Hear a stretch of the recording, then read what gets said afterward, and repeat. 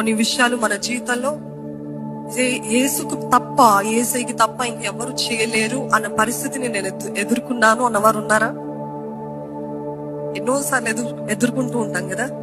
No amount of money, no amount of influence, no amount of recommendation, ఏది కూడా పనికిరాదు. ఏసే తప్ప ఎవ్వరు చేయలేరు.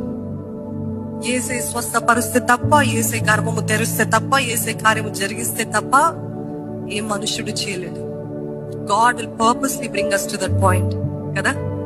కావాలని కొన్నిసార్లు దేవుడు మనల్ని ఆ స్థితికి తీసుకొస్తాడు. ఎదుగో నేను తప్ప నీకు సాయం చేయగలిగిన వారు ఎవ్వరు లేరు. నువ్వు ఆధారపడితే నా పైనే ఆధారపడాలి. నువ్వు తగ్గించుకుంటే నా ముందే తగ్గించుకోవాలి. You have to humble yourself and come to a point saying that నువ్వు తప్ప ఇంకెవరు చేయలేరు ప్రభా, నువ్వు ఒక్కడివే సమర్థుడివి. హల్లెలూయా. మన జీవితంలో ఆయన ఒక్కడే సమర్థుడు.